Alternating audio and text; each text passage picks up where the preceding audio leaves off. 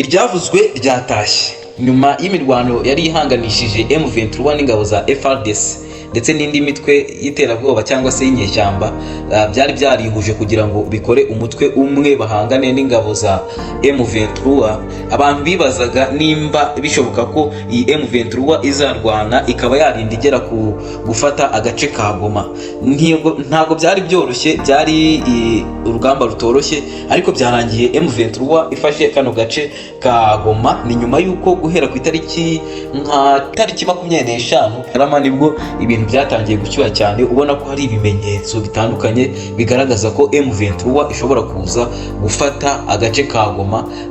Ubwo bakubitaga n'ubundi bagahashya ingabo za FARDC n'indi mitwe bifatanyije ku rugamba, hanyuma bakaza kwegera cyane ibice byegereye kano gace ka Goma, bigaragara ko bari kwerekeza muri aka gace kandi badafite impamvu n'imwe yo guhagarara no gusubira inyuma, kuko urugamba rwose binjiragamo, urugamba rwose barwanaga wabonaga ko barurwana kandi bakagerageza gutsinda. Ingabo za M23 zakomeje kotsa igitutu ku ngabo za FARDC, igisirikare cya Kongo, mu guhatana ndetse bakomeza kubatsinda, ari nako begera kano gace.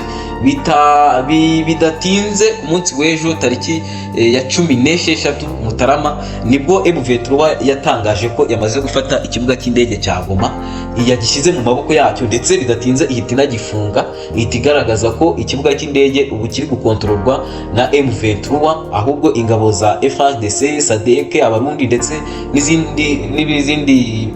n'indi mitwe bifatanyije yamaze kuvamo, ndetse batangiye no guhunga no guhungishwa, bahungisha n'imiryango yabo berekeza ahantu hari amahoro hatari intambara, kubera ko M23 tayari yari yamaze gufata kano gace. Nyuma yuko rero M23 igeze muri aka gace ka Goma, bakagaragara ko hashobora kuba imirwano ikomeye hagati y'ingabo za M23 ndetse n'ingabo za SADC, ingabo za FARDC ndetse FDLR n'Abarundi. Bikagaragara ko hashobora kuba imirwano ikomeye, kandi iyi mirwano ikaba ishobora gukomerekeramo cyangwa hagatakarizamo ubuzima bw'abasivili benshi ndetse n'abaturage muri rusange.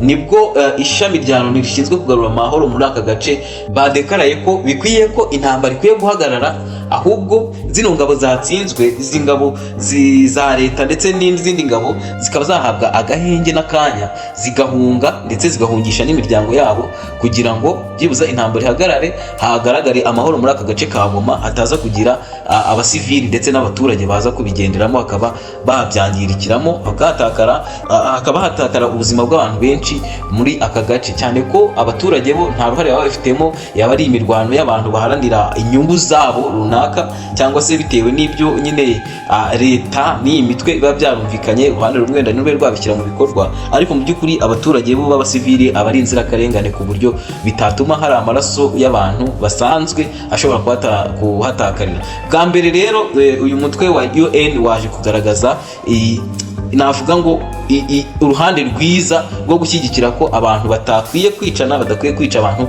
badafite uruhare muri iyi ntambara. Abantu benshi rero bakomeje guhunga bava muri aka gace, bava mu gihugu cya Kongo berekeza mu bice bitandukanye birimo amahoro, cyane cyane mu Rwanda nk'igihugu cy'abaturanyi. Abantu benshi batangiye guhunga baza i Kigali, baza nyine mu Rwanda, cyane cyane mu karere ka Rubavu, bakaza nyine kuhashakira ubuzima, kuko babona ko aho bari batuye nta buzima buhari. Hari n'ibyishimo by'abantu benshi, abaturage bo muri Kongo, cyane cyane muri kane gace ka Goma, nyuma yuko bumvishe ko M23 yamaze kuhafata, bamaze kugira ibyishimo, baricara barabyina, baraterana barabyina, bishimira kwakira zino ngabo za M23 zihagera, barabyina cyane, baririmba indirimbo z'intsinzi, bumva ko amahoro yongeye kugaruka mu gihugu cyabo kandi bongeye kubona umutekano. Muri zino video muragenda mubibona ukuntu abaturage bari bishimye baserebura, bishimiye kubona ko M23 ifasha hano hantu havuye mu maboko y'abategetsi ndetse n'amaboko y'inyeshyamba zazaga zije kubica gusa no kubasahura, ahubwo noneho bafite umutekano kandi barinzwe muri rusange. Gusa nubwo bimeze gutyo, n'ubundi Kongo ikomeje kudekarara cyangwa se ikomeje gutabariza amahanga ikomeza gushinja u Rwanda ko rufite ingabo muri kiriya gihugu ari nazo zirimo zifatanya n'ingabo za M23 mu guhangana n'ingabo za FARDC n'indi mitwe bifatanyije.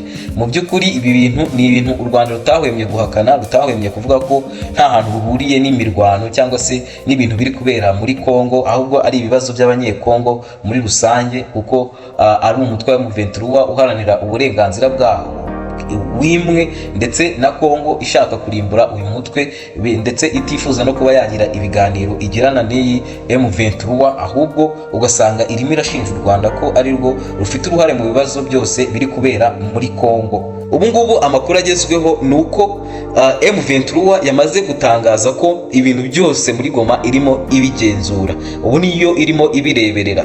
Yasabye rero ingabo zose z'imitwe yose iteraniye muri Kongo zitavuga rumwe na M23 ko zimanika intwaro, zikadepoza intwaro, ubundi bakazireka zikagenda, hanyuma bakaziha abantu nyine bakazifasha kugaruka mu buzima busanzwe, cyangwa se zigakora ibyo M23 ishaka ko ikora. Ubwo ngubwo M23 niyo ihedinze ibintu byose, niyoboye ibintu byose. Byavuga ko hashobora no kuza kubaho press conference kugira ngo ibintu nyine bigaragare kandi bijye ku mucyo, bagaragaze icyabaye n'icyo byabaye. Nyuma y'uko ejo ku munsi w'ejo hirwa havuga imbunda nini n'intoya, habaho imibundano nyine abantu barasana mu buryo butandukanye, ku ruhande rumwe rwa M23 no ku ruhande rwa FARDC barasana mu buryo bukomeye cyane. Bikaza no kurangira M23 ihanuye imwe mu ndege za FARDC yari yazanywe, hari indege 3, ariko M23 ihita ihanuramo imwe irayirasa, ihita igaruka ku butaka ntiyagira ikintu ikora. Abantu benshi bakomeje guhunga, abantu benshi bakomeje kuva mu gihugu bagenda, ndetse no mu Rwanda hari abatangiye kuza. Twabonye n'abasirikare bahunze imirwano bahungira mu Rwanda. Hano iyi video murabona ko ari abasirikare n'abapolisi b'u Rwanda bari barimo basaka abasirikare bavuye mu gihugu cya Kongo mu mirwano bahunze, baza guhungira mu Rwanda, kuko igihugu cy'u Rwanda ari igihugu cy'amahoro cyuje umutekano kandi cyakira buri wese uje akigana.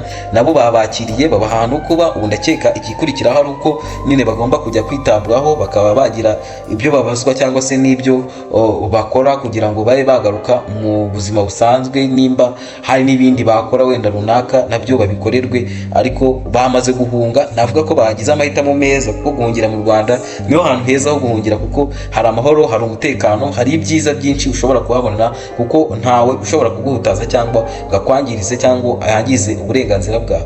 Ndakeka ko n'abandi benshi barakomeza guhunga bagana mu Rwanda, kandi no mu bindi bihugu bituranye n'u Rwanda bishoboka ko nyine baza kugira ngo barebe ko babona umutekano n'amahoro.